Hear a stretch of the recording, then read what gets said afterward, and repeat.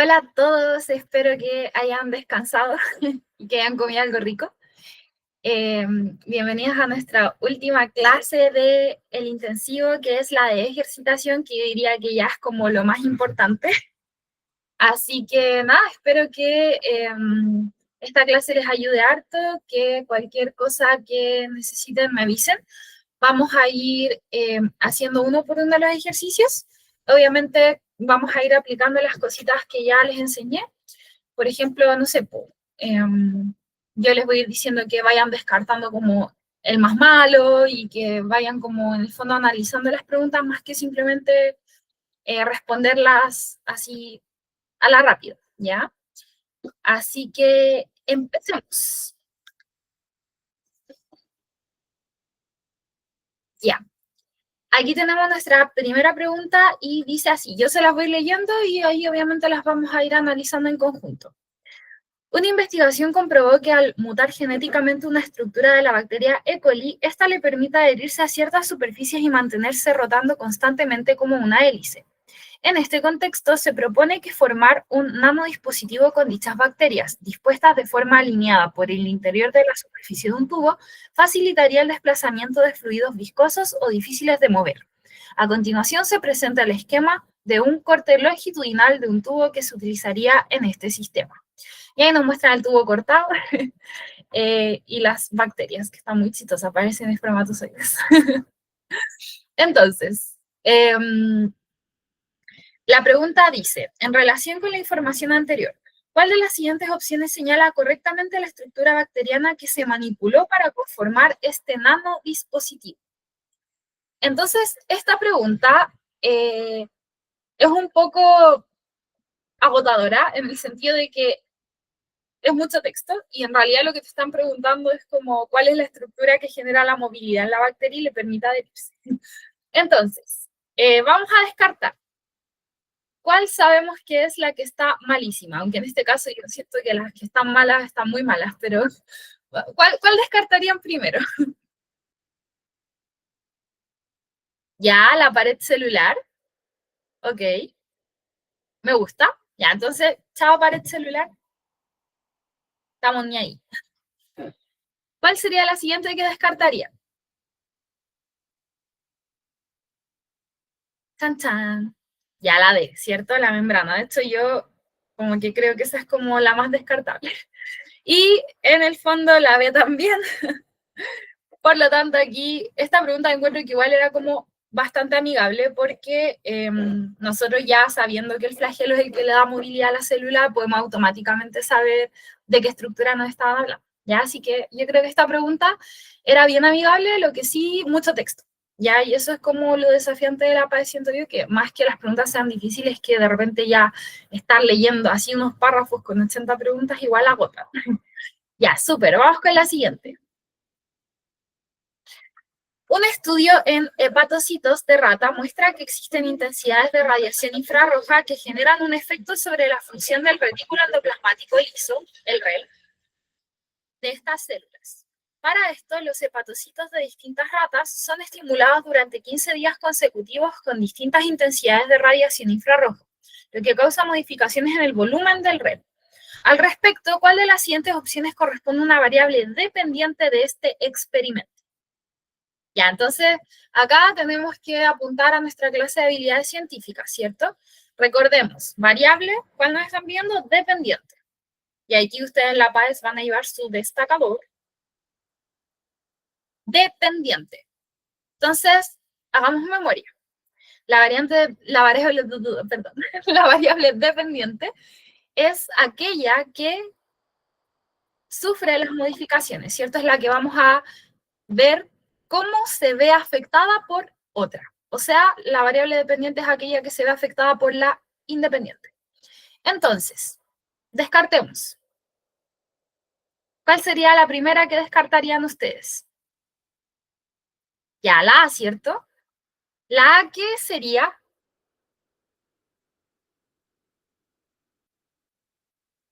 Ya, súper, ¿cierto? La A podría inclinarse más a una variable dependiente porque es algo que nosotros podemos manipular para poder ver el cambio que genera, ¿ya?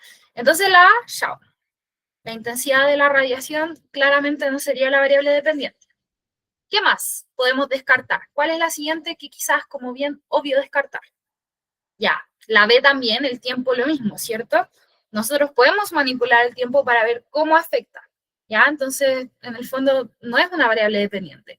Y la D también, ¿cierto? Porque en el fondo nosotros, si estamos haciendo un experimento, podemos elegir cuál es la línea celular que vamos a usar, por lo tanto, podemos manipular eso y ver qué efecto tiene. Y claramente acá lo que nosotros estamos buscando es manipular variables para ver qué efecto tienen en el volumen del reticulo liso. ¿Ya? Súper bien. Entonces, en este caso, la variable dependiente sería el volumen del retículo. Muy bien, andamos en modo crack. Me encanta. Ya, vamos con la siguiente. En la década de 1770, un investigador se dedicó a experimentar con muestras seminales, exponiéndolas a diferentes medios como ácido acético, bicarbonato de sodio y distintos alcoholes. Está aburrido el caballero. El investigador concluyó que al exponer las células sexuales a distintas concentraciones de estos medios, disminuía e incluso se inhibía la capacidad de fertilización.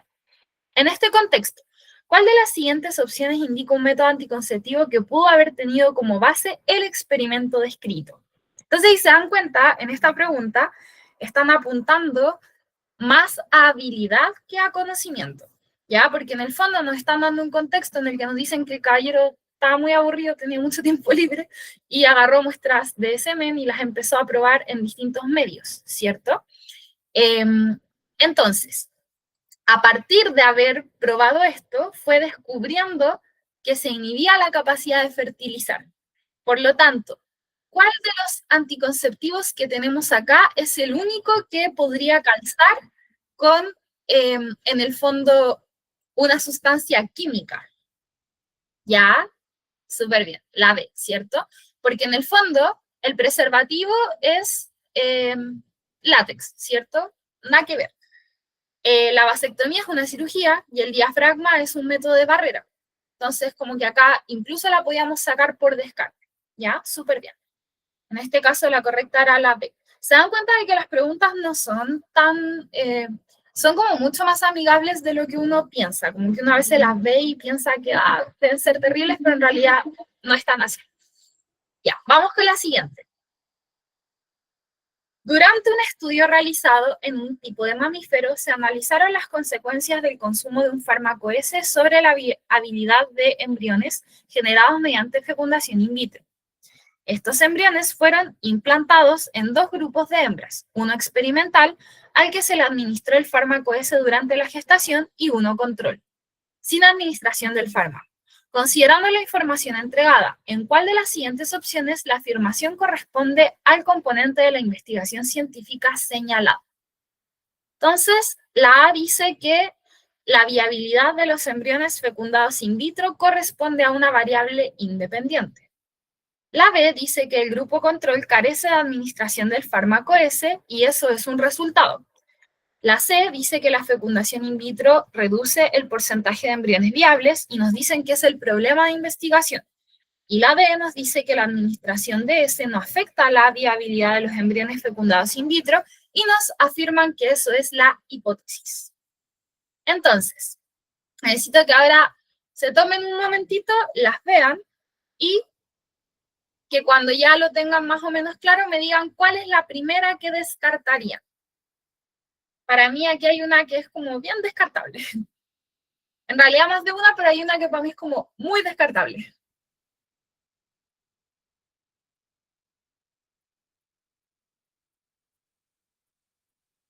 Ya, súper.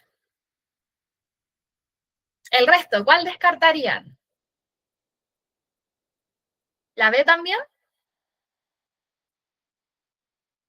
Ya, súper. Entonces vamos a descartar la B, porque efectivamente para mí esta era la más descartable de todas.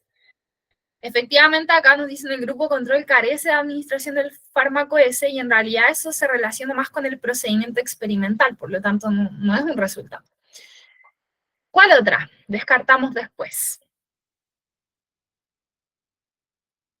Ya, la A, excelente. ¿Ven? Ya pueden identificar variables dependientes e independientes. Suele ser a lo que más le tienen miedo. ¿Y ven que no es tan terrible? Ya. Efectivamente, porque la viabilidad de los embriones fecundados in vitro, en este caso, sería la variable dependiente. Porque en el fondo nosotros manipulamos el fármaco y eso es lo que genera un efecto en qué tan viables o no serían los embriones, ¿cierto? Por lo tanto, acá sería la variable dependiente y no la independiente. Súper bien. Adiós con la A. Y ahora, entre la C y la D, el momento de la verdad ha llegado. ¿Cuál descartan?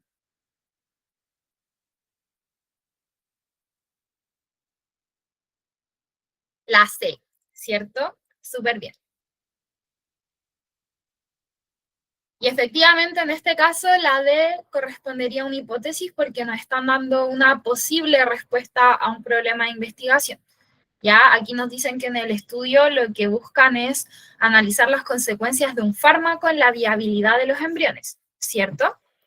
Y efectivamente en la D nos dicen que la administración del fármaco no afecta la viabilidad de los embriones fecundados in vitro. O sea, aquí estamos haciendo una afirmación. Puede ser verdad o puede no ser verdad, eso lo va a determinar el experimento, ¿cierto? Súper bien. Entonces, bueno, no le voy a hacer la línea, se va a ver confusa. Aquí en el chat me dicen si puedo volver a definir las variables. Ah, obvio, sí.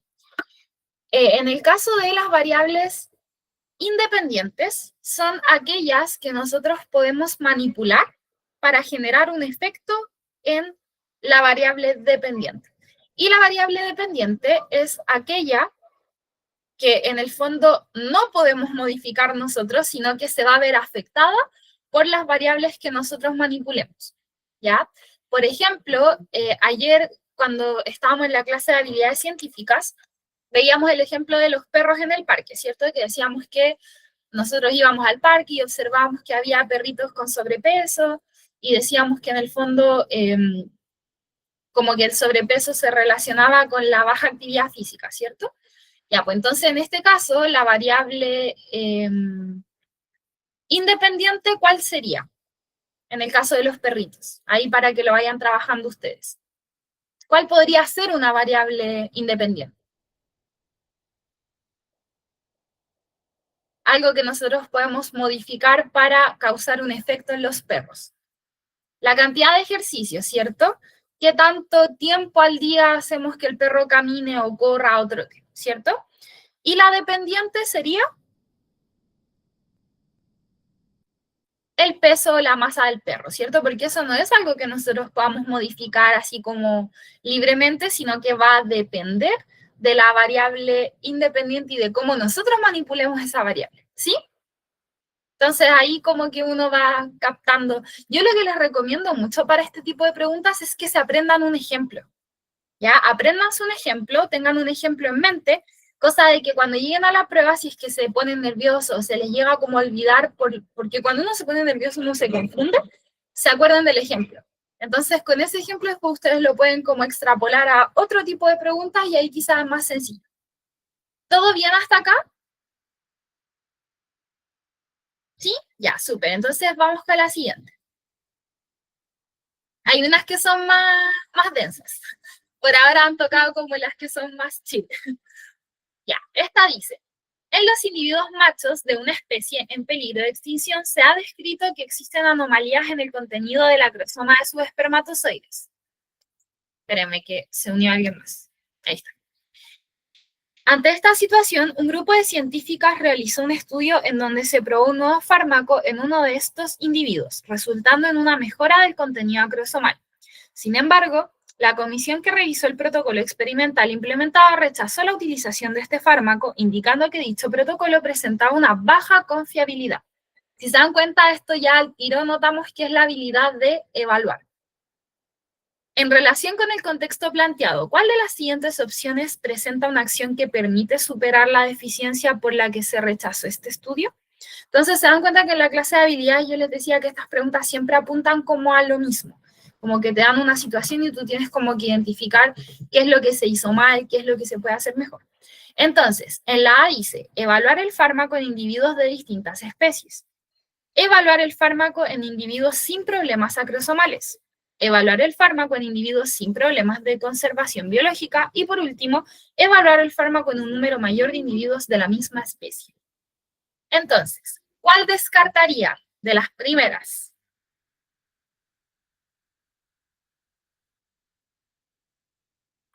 Ya la B, me gusta, porque claro, no tendría sentido evaluar el fármaco en individuos que no tienen el problema que estamos intentando tratar, ¿cierto? Como que sería bastante extraño. ¿Cuál sería la otra más que ustedes descartarían después de esta? Ya, la A, ¿cierto? Porque ¿para qué querríamos evaluar en distintas especies si en realidad lo que nos importa es la especie que está en peligro de extinción, ¿cierto? Entonces ahí se dan cuenta de que el contexto igual es súper importante para la forma en que abordamos una pregunta. Y entre la C y la D. Ya, la C también es nada que ver. De hecho, yo siento que acá son todas muy nada que ver. Efectivamente, entonces, y esto también es como una regla general en la ciencia, siempre que nosotros queremos hacer un experimento, tenemos que tener un N grande. ¿Qué quiere decir eso? Que la muestra a la que sometemos nuestro experimento siempre tiene que ser grande para que sea confiable, ¿ya? Entonces, en el fondo, cuando les hagan este tipo de preguntas, ustedes automáticamente siempre tienen que pensar que para que un experimento sea válido, tenemos que replicarlo muchas veces y todas esas veces, o la mayoría de esas veces, debería funcionar correctamente. ¿Ya? Y ahí recién nosotros podemos decir que es confiable. Deme un segundito que nuevamente se unió gente. Ya. Ya, ¿qué cosa no te quedó clara de la pregunta para poder ayudarte?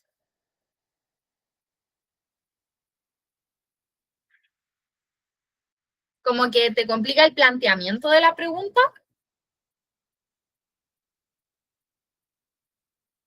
Ya, lo que pasa es que las preguntas de habilidades científicas tienen la característica de que igual son un poquito abrumadoras de repente porque es mucho texto. Pero en palabras muy sencillas, lo que esta pregunta está buscando es que tú tengas la capacidad de analizar por qué el experimento no es confiable. Ya, entonces a ti te dan un contexto y con las características de ese contexto tú tienes que intentar cómo decir ya, se hizo esto, se hizo con este fin, pero la forma en que se hizo al parecer no es la correcta. Y en este caso el enunciado te dice que, claro, se probó el nuevo fármaco en uno de los individuos. Entonces, en el fondo, tú como que al tiro dices como ya, o sea, ¿cómo vamos a probarlo en un solo individuo? Como que no tiene mucho sentido. Entonces, por esa razón es que tú después, al evaluar la pregunta y analizarla, te das cuenta de que en el fondo la acción que nos permitiría superar esa deficiencia sería el mismo fármaco, eh, probarlo en más individuos de la misma especie. ¿Por qué? Porque el contexto de la pregunta también nos habla de una especie en específico que está en peligro de extinción. ¿Me explico? ¿Sí? Ya, súper. ¿Todo bien con esta pregunta? ¿Alguien tiene alguna otra duda? ¿No? ¿Todo bien? Ya, súper. Vamos con la siguiente. Y aquí ya empezamos con tablas, que también se tienen que acostumbrar a este tipo de preguntas porque, insisto, aunque no sean preguntas complejas como en esencia, de repente estar 80 preguntas leyendo y analizando tablas y gráficos es lo que nos puede jugar en contra porque igual cansa, ¿ya? Entonces, en realidad, siempre tienen que pensar, y espero que tengan muy presente ese pensamiento en el momento que estén en la prueba, si se empiezan a abrumar, desconecten un ratito su cerebro, dense un descanso y piensen como ya, no es la prueba, es el cansancio, ¿ya? Como que igual es importante tener eso siempre en consideración. Entonces, en la siguiente tabla se dan a conocer características del ciclo ovárico de 3 personas que se encuentran en edad fértil con buen estado de salud. Y aquí tenemos características del ciclo, persona 1, persona 2, persona 3. Entonces ahí nos dicen duración del sangrado menstrual en días, duración del ciclo en días, día del ciclo en el que ocurre la ovulación, cantidad de ovocitos liberados por ciclo, ¿ya? Y la pregunta dice, a partir de los datos de la tabla, ¿cuál de las siguientes variables determina que existan diferencias en el día del ciclo en que ocurre la ovulación? Esto yo se los dije en la clase de ciclo ovárico y menstrual. No sé si se acuerdan. ¿Sí? ¿Se acuerdan? Ya, me alegro. Entonces, Esto es contenido, esto ya no es, esto es más contenido que habilidad. Porque obviamente aquí está la habilidad de saber analizar una tabla, saber analizar la información. Pero acá hay una parte de contenido que si no la sabemos, no vamos a poder responder esta pregunta. ¿Qué era lo que podía variar en el ciclo?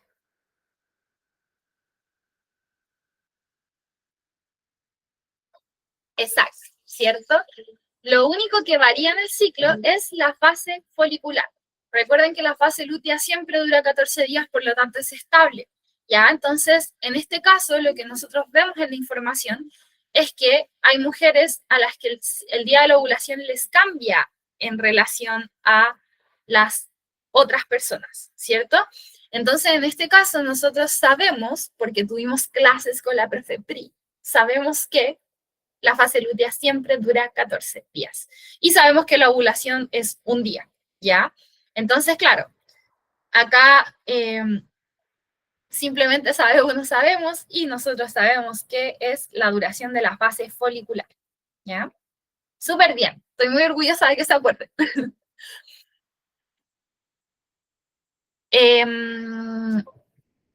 Sí, podría ser. Oye, espérenme que se me va a descargar el computador. Esperen, esperen. Emergencia, me tengo que agachar.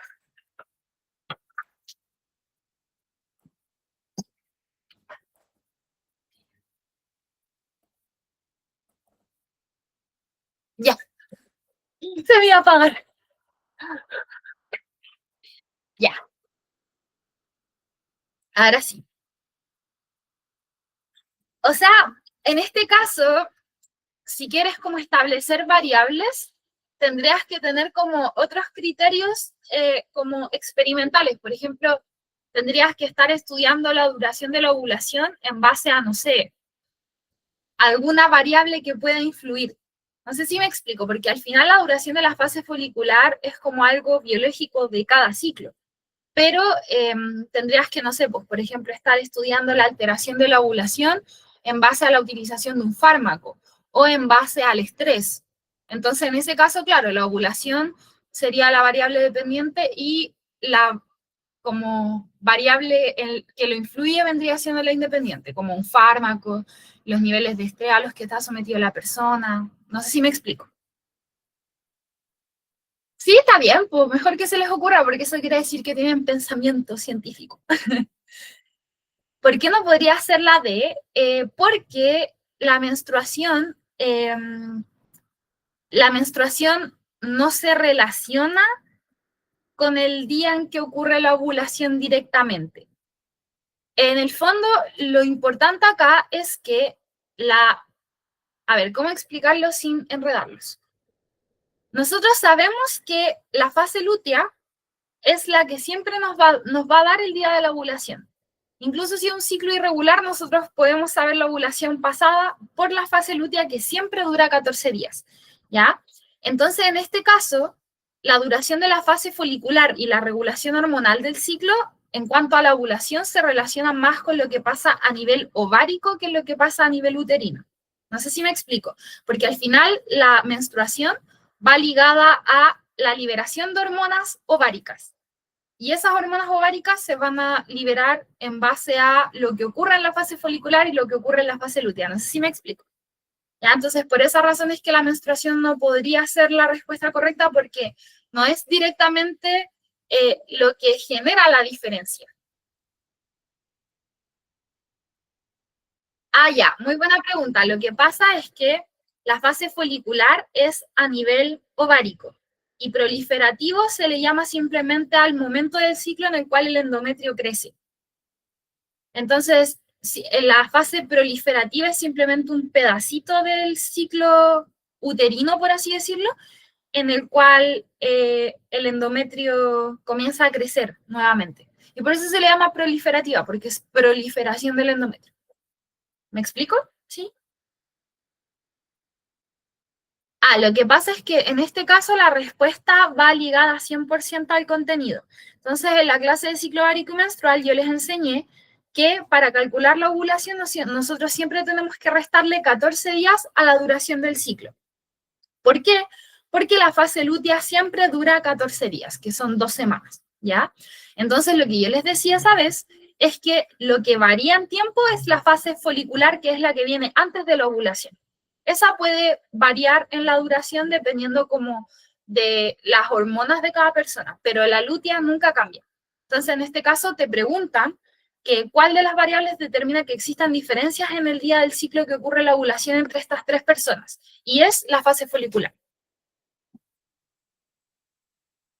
Sí, eso es lo que les decía al inicio, que esta pregunta es 100% de contenido, esta no es pregunta de habilidad, en un 100%. Claro, por ejemplo, si el ciclo dura 34 días, tú al 34 le restas 14 y ese es el día de la ovulación, que sería el día 20. ¿Sí? Entonces así lo vas calculando dependiendo de la duración del ciclo. ¿Alguna otra duda? Si se dan cuenta ya en este tipo de preguntas uno empieza como a detenerse un poquito más porque son un poquito más tricky. ¿Todo bien? ¿Sí? Ya, súper. Ya vamos con esta. Mucho texto. El proceso de la fotosíntesis se resume en la siguiente ecuación. CO2 más agua nos da glucosa más oxígeno. Considerando esta ecuación, dos estudiantes evalúan por separado la fotosíntesis. Sin embargo, no lograban ponerse de acuerdo sobre el origen del oxígeno producido. Ven, esto es lo que yo les decía en la clase de hace un ratito. Mientras el primero postulaba que provenía del CO2, el otro situaba su origen en la molécula de agua. Según estos antecedentes, ¿cuál de los siguientes procedimientos de investigación contribuye a resolver la problemática entre ambos estudiantes? En esta pregunta tenemos un 50 y 50. Estamos midiendo habilidad y estamos midiendo conocimiento. ¿Ya? ¿Por qué? Porque podemos saber plantear un procedimiento experimental, pero si no sabemos nosotros de dónde viene el oxígeno que se libera en la fotosíntesis, no la vamos a poder responder. ¿Ya? Entonces, esto es lo que yo les decía en la clase anterior. Entonces, voy a leer las alternativas y después ustedes me dicen cuál es la que descartan. A. Utilizar dos grupos de plantas, ambos expuestos a abundante luz, y tratarlas con glucosa radiactiva y agua normal para luego analizar la presencia de oxígeno radiactivo. D. Utilizar dos grupos de plantas y tratarlas simultáneamente con moléculas radiactivas de CO2 y agua, para luego evaluar la presencia de oxígeno radiactivo en el medio. C.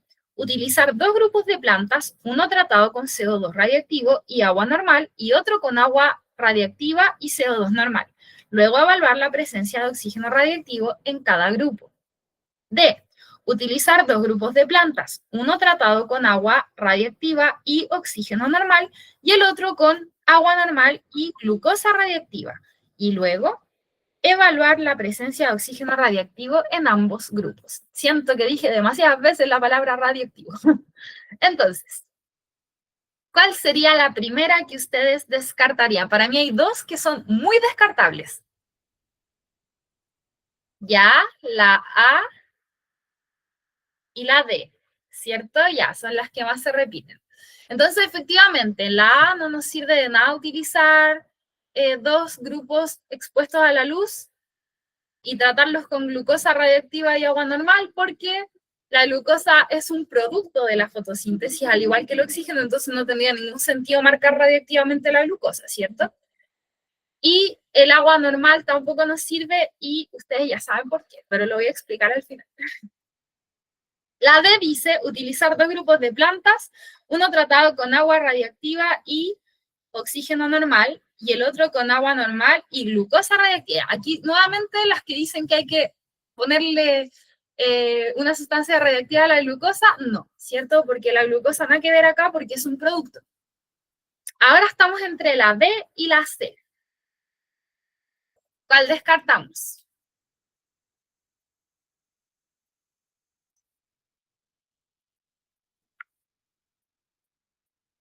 ¿Cuál descartamos? Ya. ¿No sirve de algo que el CO2 y el agua estén radiactivos al mismo tiempo y hacer simultáneamente el experimento? No, pues, porque ¿cómo vamos a saber de dónde viene si estamos tratando las dos cuestiones al mismo tiempo, ¿cierto? No tendría ningún sentido, ¿ya? Entonces la B la descartamos porque no nos serviría. Ahora, ¿esta pregunta la podemos sacar por descarte? Igual sí, pero es 1000 veces más rápido si sabemos de dónde viene el oxígeno que se libera de la fotosíntesis. Y ustedes ya saben que viene de dónde. Del agua, ¿cierto? Entonces, en este caso, eh, utilizamos los dos grupos de planta, uno con CO2 radiactivo y agua normal, y otro con agua radiactiva y CO2 normal, y en el fondo, desde un punto de vista experimental, esto es lo más adecuado porque nos permite comparar, ¿cierto? Excelente. ¿Todo bien con esta pregunta? ¿Sí? Ya. Si se dan cuenta, no son tan terribles, solo igual son cansadoras. Como que ya hay un punto como que da flojera seguir haciendo preguntas, pero es porque son como mucho texto. Bueno, a mí en lo personal me encanta, yo me entretengo haciendo esto, pero entiendo que para usted en el momento de la prueba debe ser... Sí, comprensión lectora 2.0. Ya vamos con la siguiente. Una científica que estudiaba las características físicas de una célula animal, luego de examinar diversos antecedentes, propuso lo siguiente. La célula responderá frente a cambios de presión mecánica causados por la exposición a fuerzas externas, modificando la distribución de componentes que le otorgan estabilidad a su estructura. Para poner a prueba experimentalmente lo propuesto, ¿cuál de los siguientes componentes celulares debería evaluar la científica? Chan, chan, chan. Ya. Aquí, en este tipo de preguntas, yo recomiendo el destacador. Una científica que estudiaba las características físicas de una célula animal. Luego de examinar diversos antecedentes, propuso lo siguiente. La célula responderá frente a cambios de presión mecánica causados por la exposición a fuerzas externas, modificando la distribución de componentes que le otorgan estabilidad a su estructura. Para poner a prueba experimentalmente lo propuesto, ¿cuál de los siguientes componentes celulares debería evaluar la científica? ¿Cuál descartamos?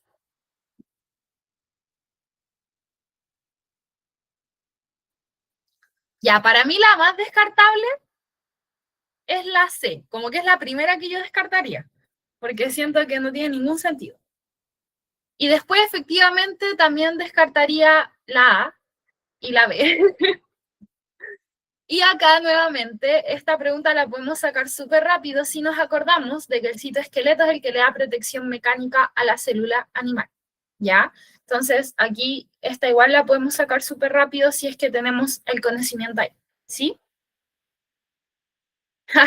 Sí, pero me gusta que hagan el ejercicio de descartar, ¿saben por qué? Precisamente por eso, porque cuando uno descarta y sabes la respuesta, te va dando más confianza.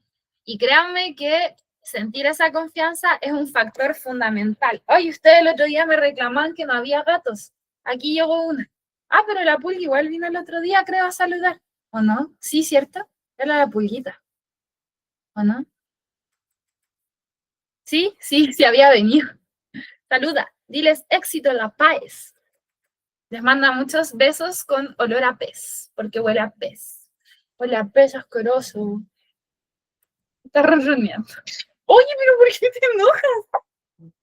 Se le enganchó una garrita. Pobrecito. Ya. ¿Por qué no podría ser la membrana? Porque acá nos dicen que estamos buscando características físicas que respondan a cambios en la presión mecánica.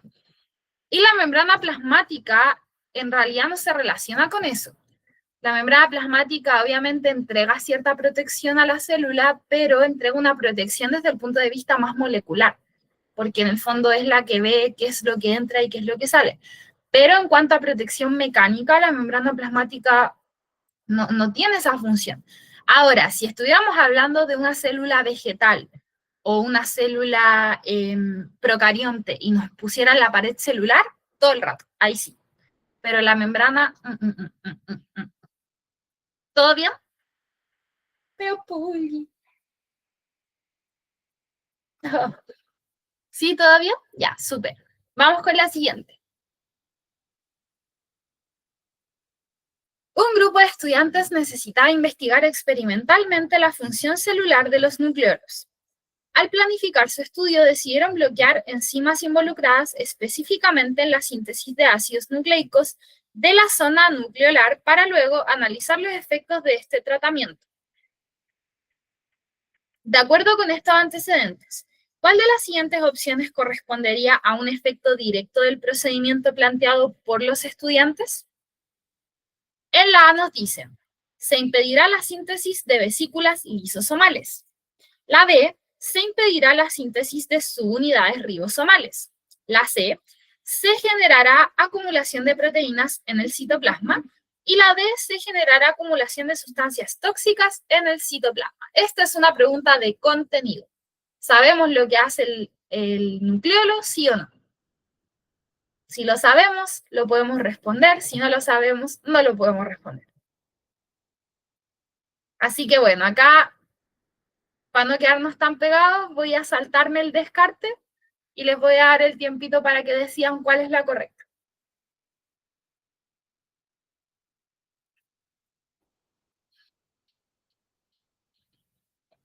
Ya, muy bien. Efectivamente, en este caso sería que no va a ocurrir la síntesis de subunidades ribosomales, lo que se traduce en que no vamos a poder sintetizar ribosomas. Súper bien. Ya, aquí tenemos otra tabla, pero esta está súper amigable. Se ve latera, pero no es tan terrible como se ve. Un docente de biología solicitó a sus estudiantes identificar 4 tipos celulares diferentes, 1, 2, 3 y 4, basándose en las descripciones que les entregó en la siguiente tabla. 1. Célula de forma alargada presenta muchos núcleos que se sitúan periféricamente en el citoplasma y un retículo endoplasmático liso abundante. 2. Célula que presenta microvellosidades en su parte apical, numerosas mitocondrias en su base y un retículo endoplasmático y un complejo de Golgi muy abundantes. 3. Célula de forma piramidal truncada que tiene un retículo endoplasmático rugoso y un complejo de Golgi muy abundantes.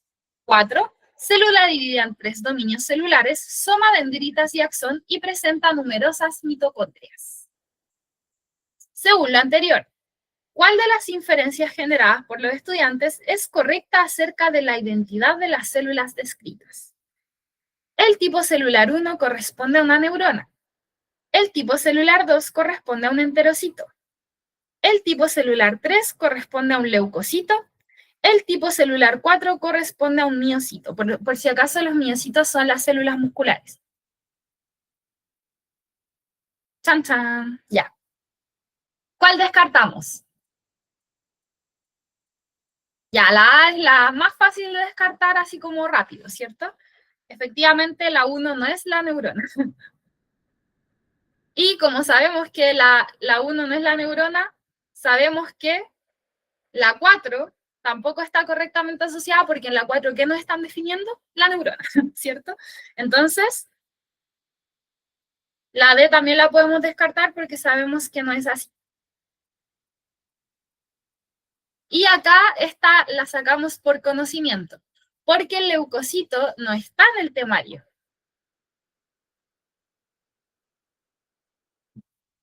¿Cierto? Pero nosotros sabemos que los enterocitos, que son las células intestinales, tienen la característica de tener microvellosidades que aumentan la superficie de absorción de nutrientes y numerosas mitocondrias en la base, retículo endoplasmático muy desarrollado y Golgi también, porque acuérdense lo que conversamos en la clase, ¿qué es lo que secretan las células intestinales?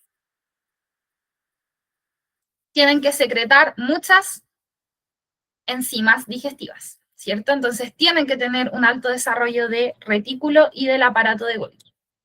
Súper.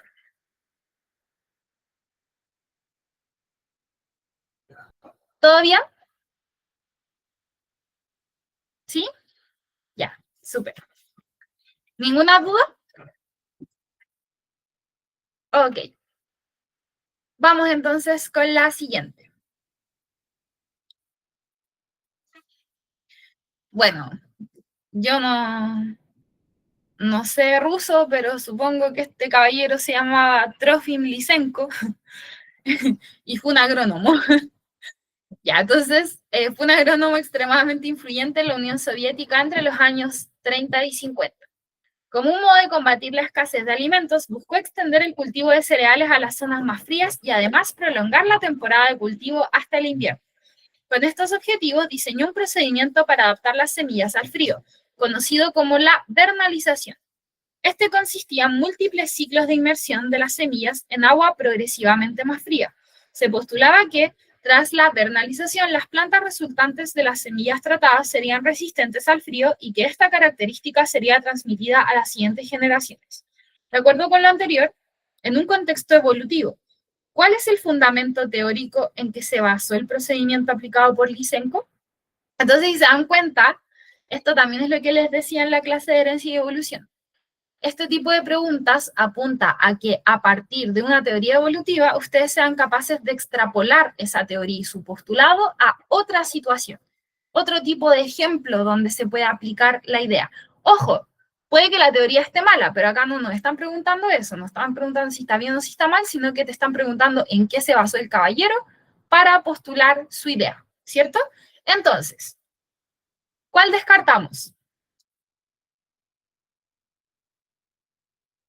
Ya la D, efectivamente. ¿Cuál más? Ya, la A, y nosotros tenemos más que claro que esto no es selección natural, ¿cierto? ¿Esto con qué teoría lo podemos asociar? ¿Con la de qué caballero? Lamarck, ¿cierto? Porque aquí claramente nos están hablando de que las semillas van a tener la capacidad de adaptarse a estos cambios cuando nosotros sabemos que en realidad eso no es así, pero es lo que Lamarck plantea. Y calza súper bien con la situación que nos describe el enunciado. Así que en este caso, efectivamente sería la herencia de caracteres adquiridos de la marca. Súper. ¿Todo bien? ¿Sí? Ya, bacán. Vamos con la siguiente. En el contexto de un estudio acerca del cáncer, un grupo de investigación cultivó células del mismo tipo bajo dos condiciones diferentes, en presencia y en ausencia de un fármaco. Tras el experimento, el grupo comunicó sus resultados en el siguiente esquema, que presenta los porcentajes de células diferenciadas y en distintas etapas del ciclo celular para cada condición. Entonces tenemos porcentaje de células y células diferenciadas, G1, S, G2, M, sin fármaco, con fármaco. Según estos datos, ¿cuál de las siguientes inferencias es correcta con respecto al efecto de este fármaco? Ya, entonces demos un ratito para analizar el gráfico, vean bien las variables, vean bien qué es lo que pasa en cada caso y hagan su descarte y cuando yo les pregunte me dicen cuál es la que van a descartar.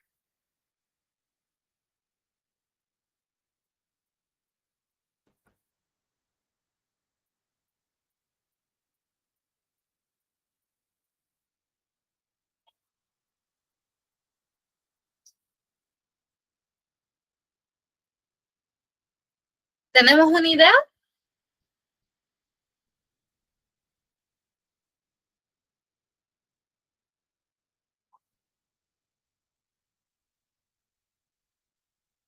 ¿Sí? Ya, ¿cuál descartaría?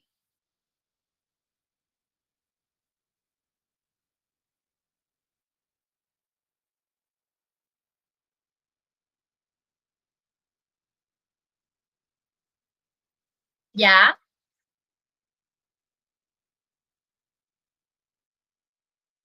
ya, entonces a ver, ¿cuál descartamos primero? ¿La D? Vamos por partes. ¿Cuál será la eliminada el día de hoy?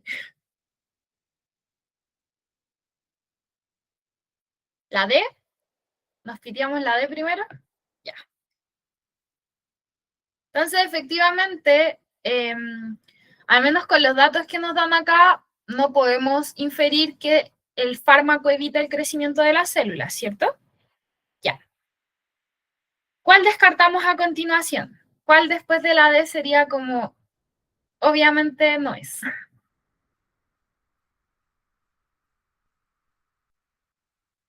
Vamos, con confianza.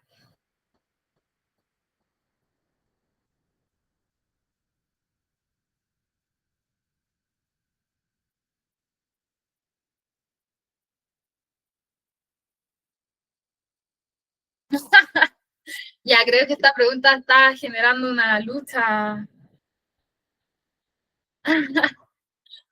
interna, ¿no?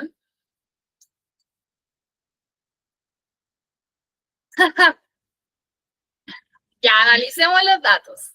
En este tipo de preguntas, que a veces puede pasar que cuando tenemos como ya mucho texto, mucha información y más encima un gráfico, como que uno tiende como a atrofiarse un poquito.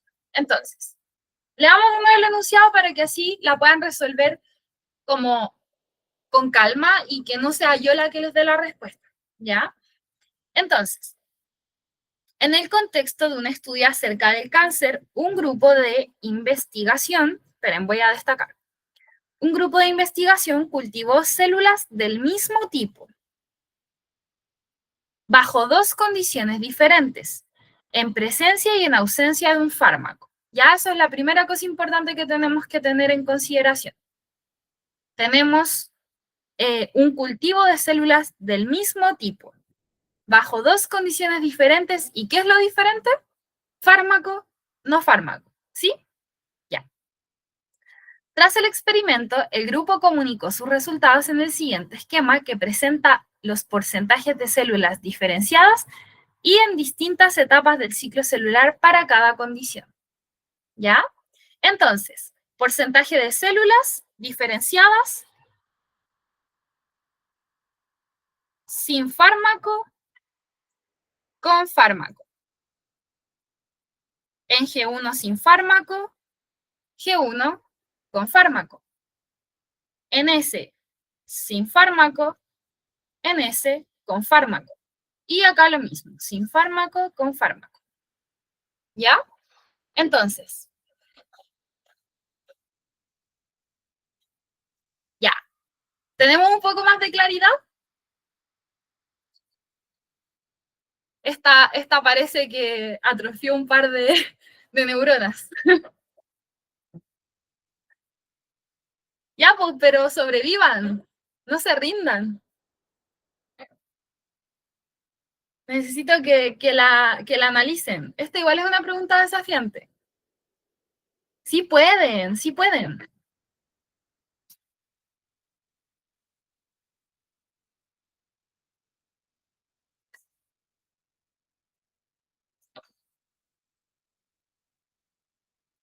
Ya, la B no es.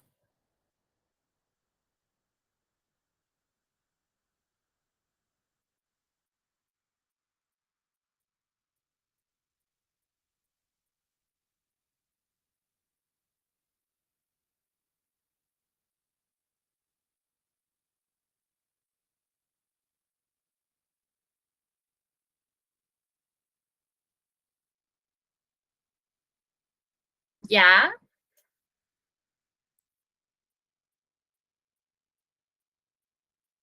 yo estoy acá viendo el caos porque precisamente me encanta que ustedes como que lo vayan pensando.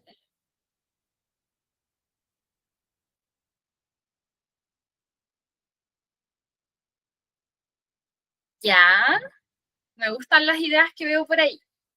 Vamos, lleguen a un consenso.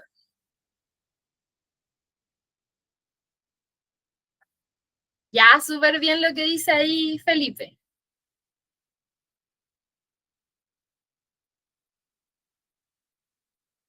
¿Qué opina el resto? Vamos.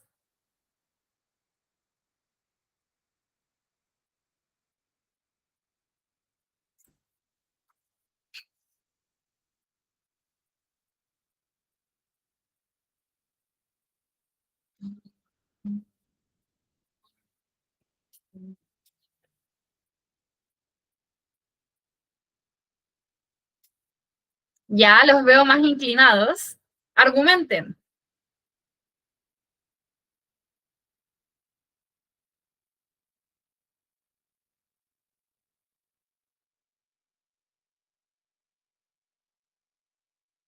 Ok, pero ¿por qué?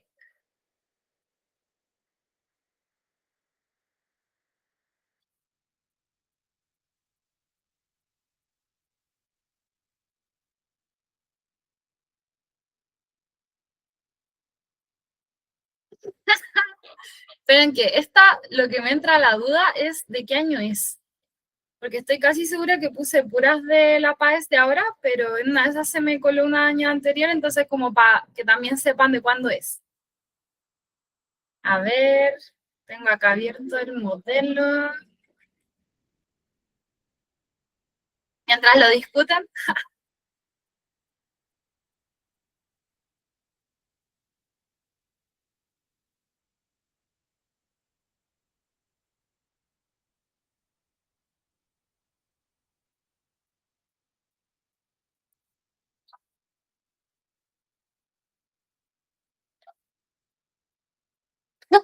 Pero no se traumen.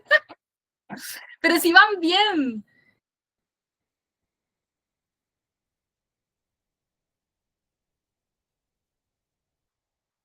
van bien, no duden. Es la A, ya. Acabemos con el sufrimiento. Por si acaso es de La Paz de invierno, ¿ya? Para que vean que es una pregunta reciente, ¿ya? Pero si se dan cuenta, es una pregunta que al final lo que hace que se vayan quedando pegados es que es un exceso de información, ¿ya? Entonces como que uno tiende a empezar a decir, no, pero ¿por qué? No, pero es que igual aquí varía, no, pero es que aquí igual sube. Pero se dan cuenta de que lo lograron analizar. Entonces, ojo con esto, consejo. Cuando ustedes estén en La Paz, puede que les pase esto, ¿ya? Puede que les pase esto. Entonces, cuando a ustedes les pase esto, lo que tienen que hacer es como no enfrascarse tanto en la pregunta, denle una vuelta y si se dan cuenta de que está muy terrible, eh, digan como ya, filo, después la hacen, sigan avanzando y después vuelven, ¿ya? Entonces, una vez que ya estén como más concentrados, probablemente la van a volver a leer y van a decir como, ah, ya, ok, comprendo.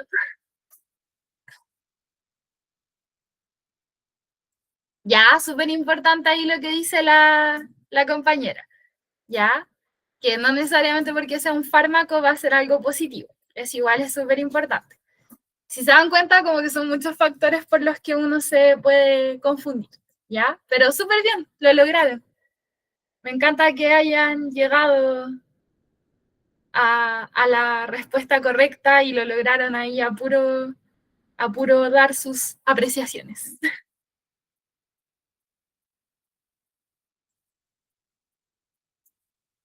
Ya, súper bien, me encanta. Ya, oye, acabo de cachar que quedan 5 minutos para las 5, así que sigamos, que todavía nos quedan un par de preguntas. Ya. Oh, esta pregunta es muy buena, me gusta mucho. Me gusta mucho porque no les voy a decir por qué, después les digo por qué. Ya. Durante un experimento se preparó un cultivo de células provenientes de un tejido vegetal con el propósito de cuantificar la duración de las principales etapas involucradas en el ciclo celular. La siguiente tabla presenta los datos obtenidos. Etapa del ciclo y la duración en minutos. A partir de la interpretación de estos datos, ¿qué etapa correspondiente a la mitosis es la más extensa?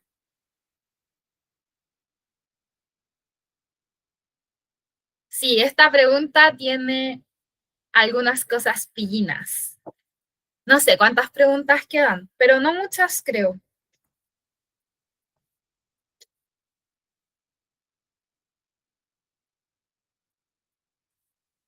Ya bueno, igual quedan un par, así que vamos a optimizar el tiempo. Ya entonces, ¿cuál descartamos? Rapidito, para que alcancemos y no nos atrasemos tanto.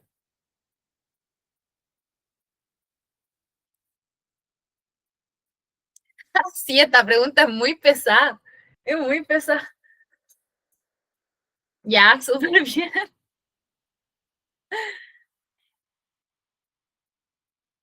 Ya. Entonces, ojo acá, porque acá el amigo destacador va a ser lo mejor que les pudo haber pasado. Entonces, acá nos preguntan qué etapa correspondiente a la mitosis. Mitosis, ¿cierto? Entonces, claro, uno mira la tabla y uno dice, ah, ya, la que más dura es la interfase, ¿cierto? Pero nos están preguntando por la etapa que más dura de la mitosis. Y nosotros sabemos que la interfase es aparte de la mitosis, o sea, no está dentro de. Por lo tanto, en este caso, la correcta sería la D, ¿cierto? Porque nosotros sabemos que en la profase es donde se desorganiza la envoltura nuclear. ¡Ay! Pensé que tenía el destacador. Ya, muy bien. Si se dan cuenta, no es una pregunta difícil, pero es pilla.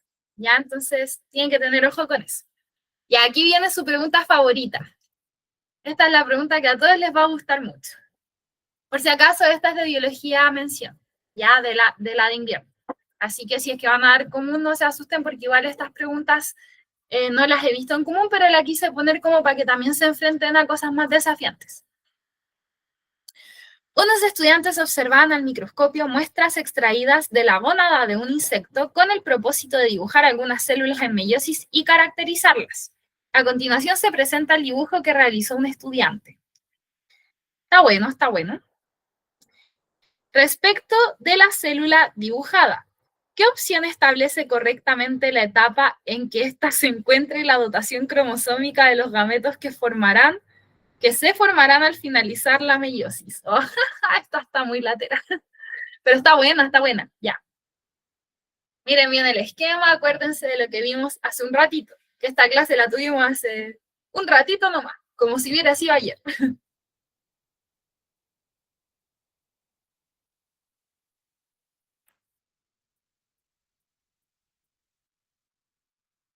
Chan, chan, chan. Ah, buena, igual la sacaron rápido.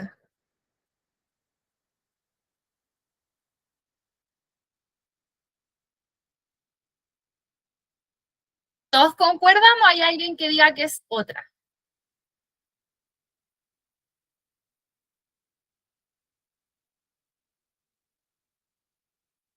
¿Ya?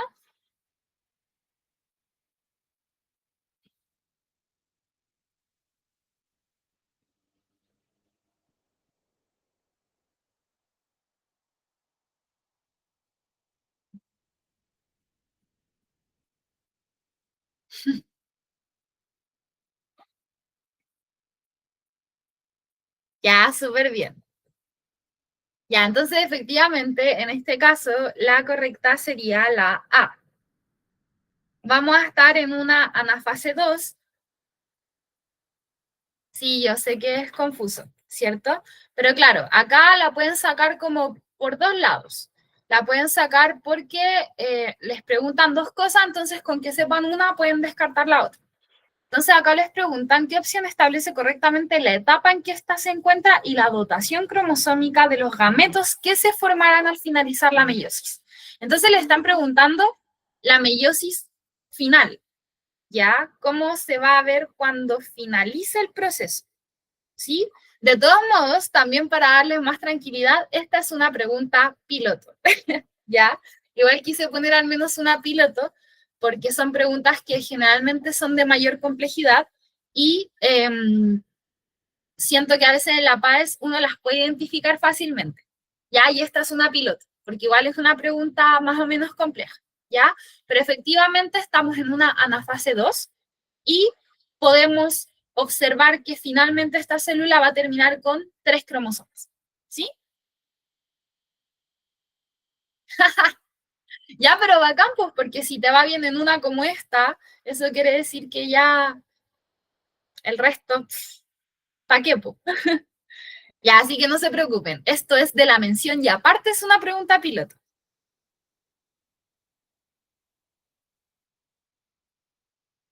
Sí, lo que pasa es que acá podemos asumir que los homólogos ya se separaron. Sí, eso mismo.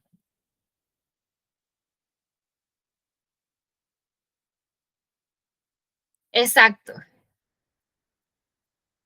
Sí, lo que pasa es que ese es el tema de los dibujitos, pero si se dan cuenta, para que fueran a fase uno tendrían que estar así, se tendrían que estar separando así. ¿Sí?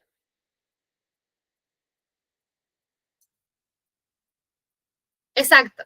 ¿Se dan cuenta? Para que fueran a fase uno tendrían que verse dobles.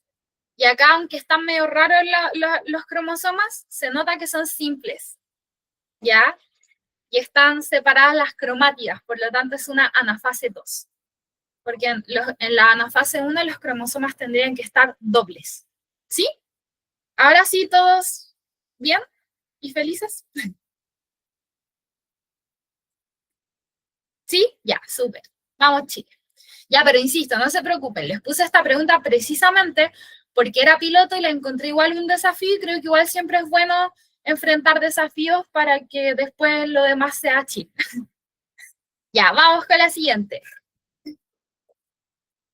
La oxigenación deficiente debido a la ausencia de una vascularización adecuada es uno de los principales factores que provoca fallas en la cicatrización de las heridas crónicas, constituyendo un problema para la medicina regenerativa.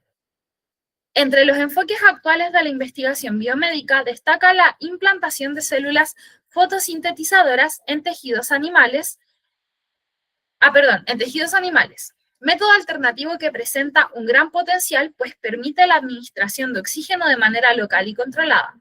En este contexto, un equipo de investigación reportó un efecto favorable en la aplicación de parches con microalgas para el tratamiento de heridas, bajo condiciones de alternancia de iluminación, es decir, 5 minutos de oscuridad seguidos de 5 minutos bajo luz.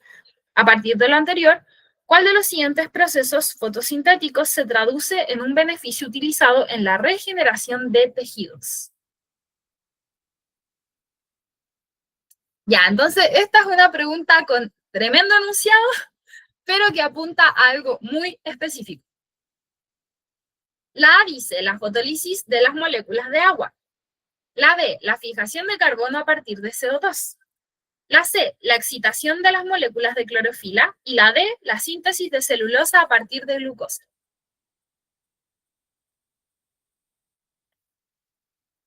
¿Qué dice el público? Sí, cierto, le hace competencia al lenguaje. Después de esta sesión de ejercitación van a haber ejercitado para ciencias y para lenguaje. Ya, súper bien. Acá nuevamente, ¿se dan cuenta que lo que yo les decía no era mentira? Nunca me creen hasta que ven las preguntas. ¿Qué les dije? Siempre lo que preguntan de fotosíntesis es relacionado a la fotólisis de agua. Siempre. Como que siempre preguntan eso sí o sí. Y lo preguntaron 2 veces. Ya, así que para que vean. Efectivamente es la fotólisis de las moléculas de agua porque de ahí es de donde obtenemos el oxígeno. Súper. Vamos con la siguiente Biblia. Un grupo de estudiantes pretendía demostrar que el CO2 es indispensable en la producción fotosintética de hidratos de carbono.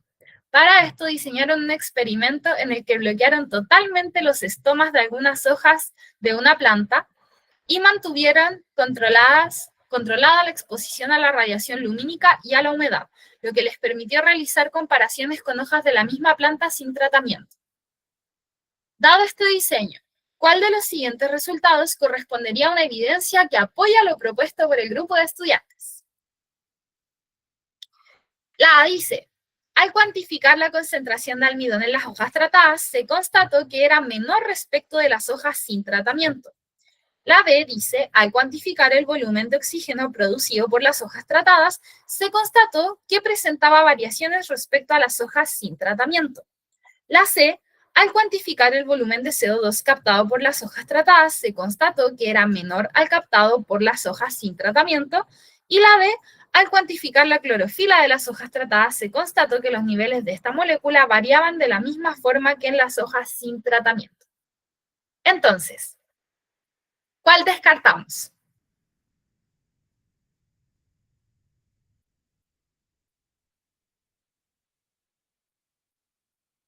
Ya, sí, es cierto, la D es como la más XD.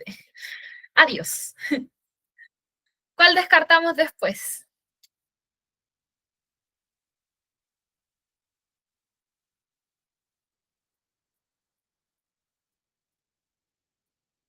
Vamos, con confianza. ¿Qué dice el resto?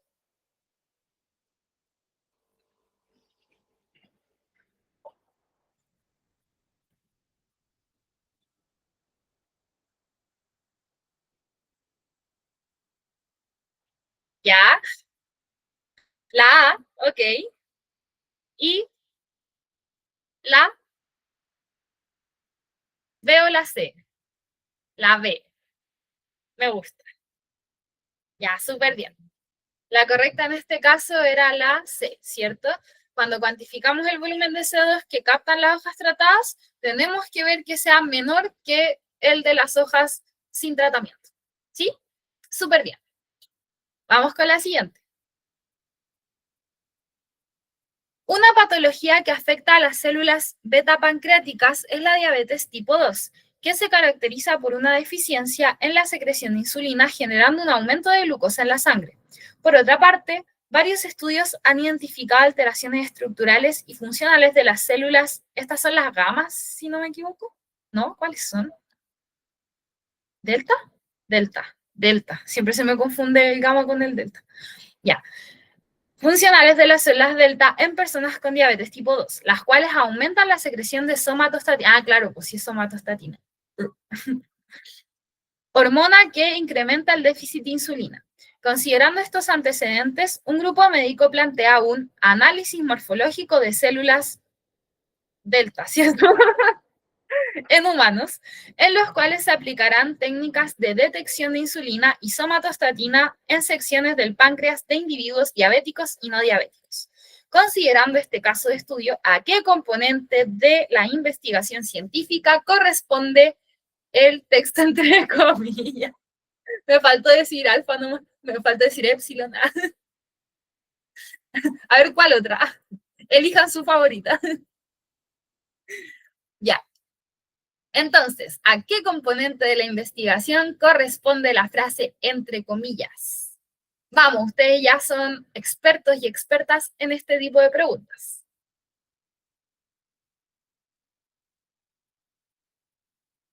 La C, ¿cierto? Evidentemente esto es un procedimiento experimental, o sea, un diseño experimental, porque nos están hablando como de toda la planificación del experimento, como qué es lo que deberíamos hacer y como en el fondo cuál sería la estructura de este experimento. Si es que fuera un procedimiento, tendrían que decirnos como los pasos que se llevaron a cabo cuando se hizo el experimento y ahí sería como mucho más evidente, ¿cierto? El marco conceptual es el marco teórico. Es cuando tú haces una recopilación bibliográfica referente a la investigación que estás haciendo. Entonces, el marco conceptual se relaciona más con definiciones, con conceptos bibliográficos que respaldan el tema del que tú vas a investigar. Cuando uno hace una tesis, siempre hay que hacer un marco teórico que es lo mismo que un marco conceptual. ¿Ya? Claro, la clave es plantea.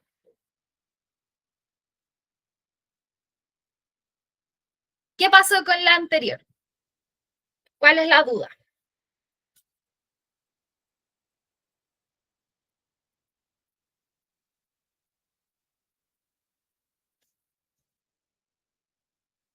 Ya, al final vuelvo y la revisamos, ya, para que no nos atrasemos con las demás. Vuelvo y después abro la cosa y la revisamos. Ya va acá, ahí lo vemos. Se aplicarán,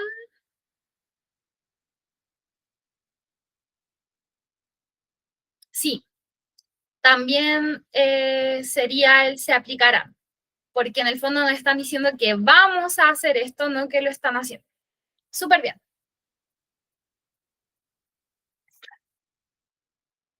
Y que, el marco conceptual es cuando haces como una recopilación bibliográfica referente a lo que quieres investigar, ¿ya?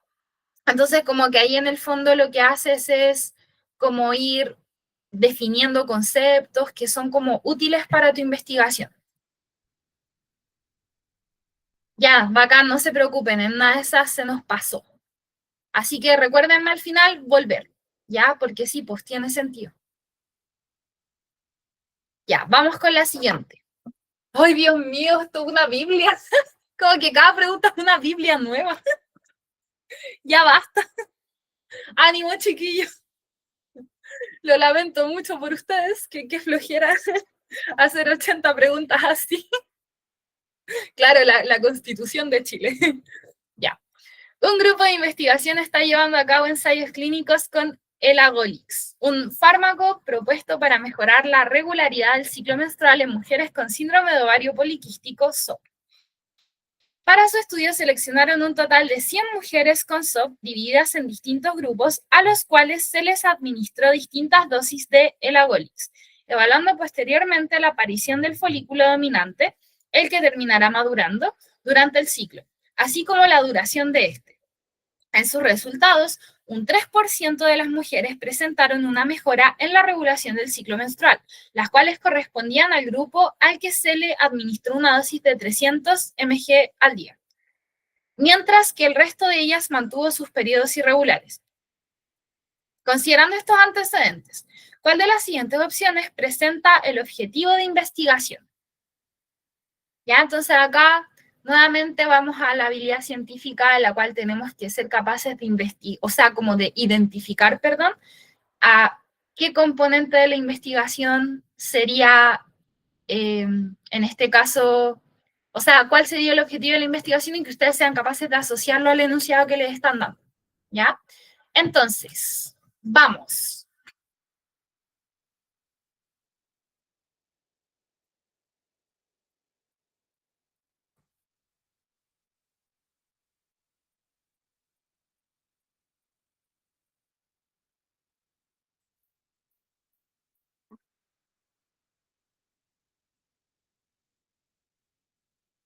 Vamos, ¿qué dice el resto?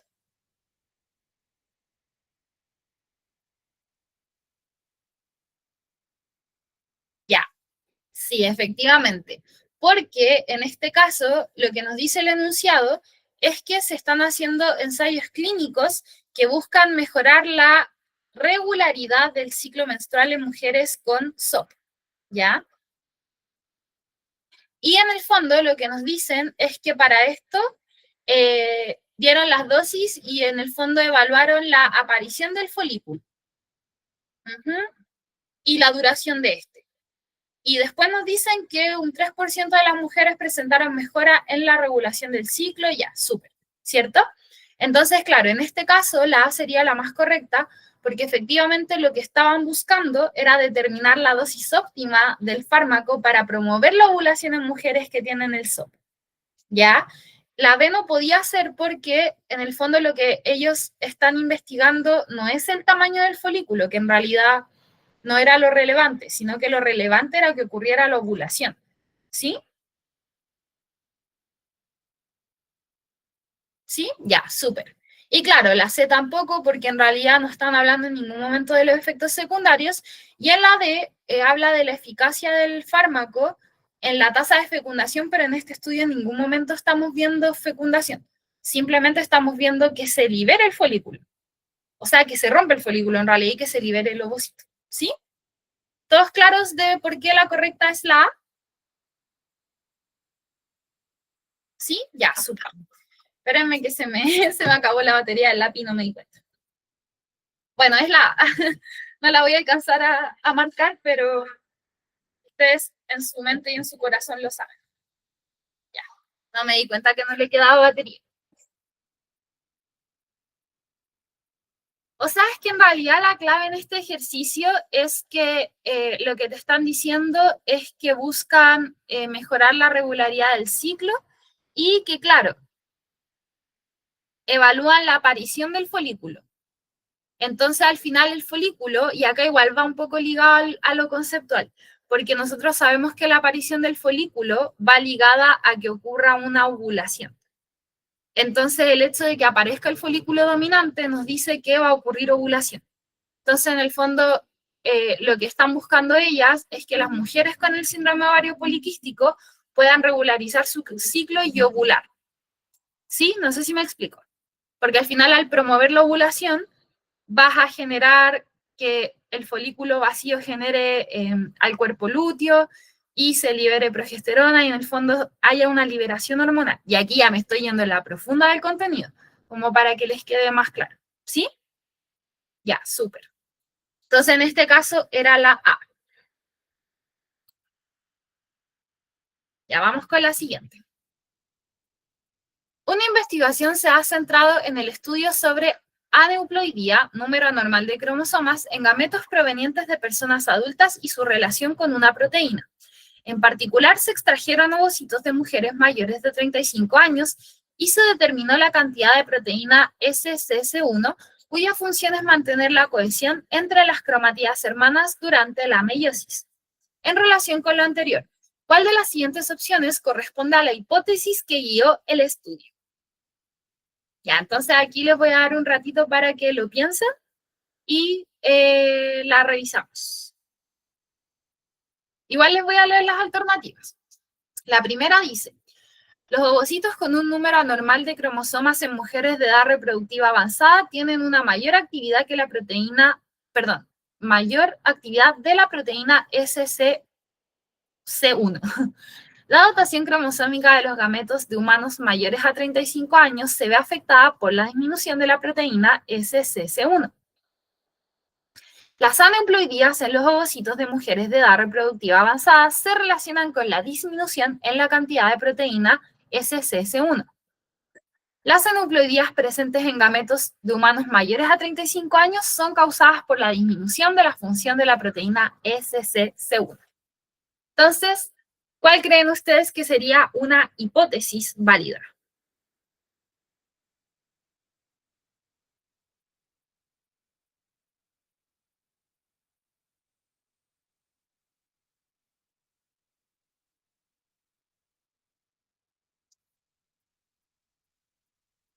Ya, sí, efectivamente.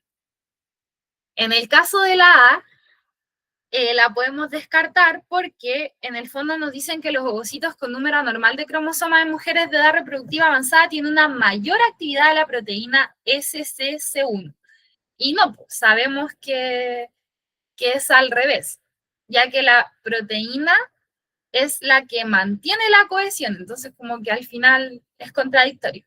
Y la D, que es la otra que me están mencionando acá, dice que las aneuploidías presentes en gametos de humanos mayores, claro, ahí ya está raro, mayores a 35 años son causadas por la disminución de la función de la proteína. Ya, efectivamente.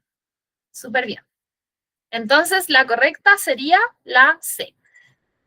Una hipótesis válida sería que las aneuploidías en los ovocitos de mujeres de edad reproductiva avanzada se relacionan con la disminución de la cantidad de la proteína SCC1. Súper bien. Ya, vamos con la siguiente. Queda poquito por si acaso. Una investigadora se encuentra estudiando la historia biológica y geológica de un sector del litoral central de nuestro país. Para eso, en una columna de estratos, observa los restos fósiles de diferentes especies ya extintas, comparando las diferentes profundidades en las que se encuentra cada fósil. Los resultados se presentan en el siguiente modelo. Ven, esta es la que yo les dije, que siempre lo preguntaban como de la misma forma. Entonces tenemos la profundidad, la superficie terrestre, que es la que estaría más arriba, y dice, a partir de la anterior, ¿cuál de las siguientes preguntas de investigación se podría responder directamente con estos resultados? Bueno, si es que la tienen, denle nomás. Ya, ¿cierto? Esta es easy peasy, perrito en bici. ¿Estamos todos de acuerdo en que es la A? Ya, súper. Excelente. Y creo que esta es la última. Y después volvemos a la otra para revisarla bien, porque creo que efectivamente la que me dijeron era la A, así que la vamos a revisar. La fotosíntesis es un proceso que se ve influido por la temperatura debido a que ciertas enzimas fotosintéticas son sensibles a este parámetro. Para una determinada alga, el rango óptimo es entre 15 grados Celsius y 20 grados Celsius. Y cuando la temperatura desciende bajo los 10 grados Celsius o aumenta por sobre los 40, estas enzimas pierden su funcionalidad. En este contexto, un grupo de científicos realizó un experimento para cuantificar la tasa fotosintética de esta alga, ubicándola en una cámara de vidrio con agua a temperatura ambiente 18 grados Celsius, y luego midió la cantidad de oxígeno producido. Si un segundo grupo de científicas realizó el experimento mencionado, pero el alga usada no generó oxígeno, ¿cuál de las siguientes opciones corresponde a una posible explicación de la diferencia entre ambos experimentos? Esta pregunta es muy sencilla, muy sencilla. Pero lo que pasa con esta es que como que uno ve tanto número que quizá eso puede hacer que uno diga como, ay, no, ¿cuál es? Pero estoy segura de que van a poder. Es una pregunta muy amigable. Vamos.